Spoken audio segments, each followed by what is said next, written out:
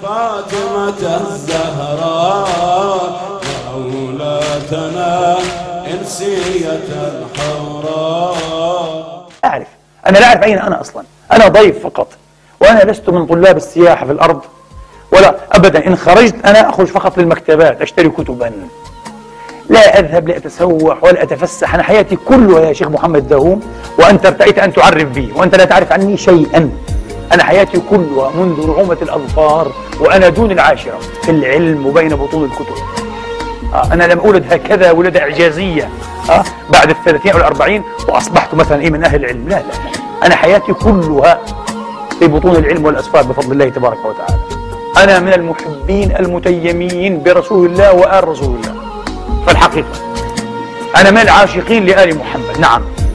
وأقول لأخي الشيخ الخميس دائما هو يعني يهوله كيف يتحدث عن فاطمة. يا أخي الشيخ عثمان، والله العظيم يا أخي أقسم بالله، وأنا لك محب إن شاء الله تعالى، لا أقول هذا مبالغا، والله أنا أحب كل الموحدين.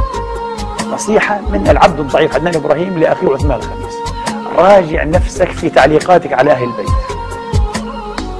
ما الذي يغيظك أنني أسلم على فاطمة، أحب فاطمة؟ يا أخي كيف لا أحبها؟ هل تتوقع مني أن أجعل عائشة رضوان الله عليها في مثل مقام فاطمة؟ إني إذا لمن الجاهلين. هذا سيغيظك ربما. لا لا لا لا لا، في نظري خذوا هذا عني، قولوا قال عدنان إبراهيم ثم احكموا بما شئتم. لست من الجاهلين أيها الإخوة أو المخذولين لأقول إن عائشة يمكن أن تقرن بفاطمة أصلا.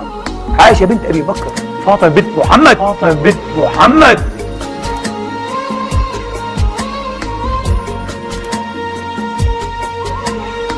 لن أغلب على عقلي، لن أغلب على عقلي.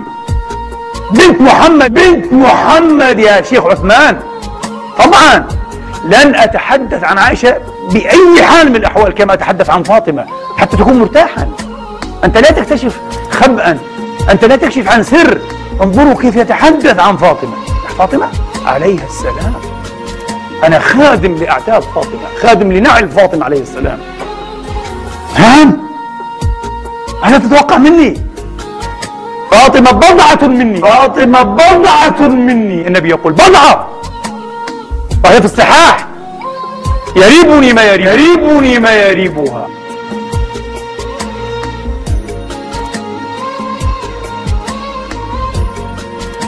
يغضبني ما يغضبها. بضعة، إنها بضعة المصطفى، لحمه ودمه، لحمه ودمه.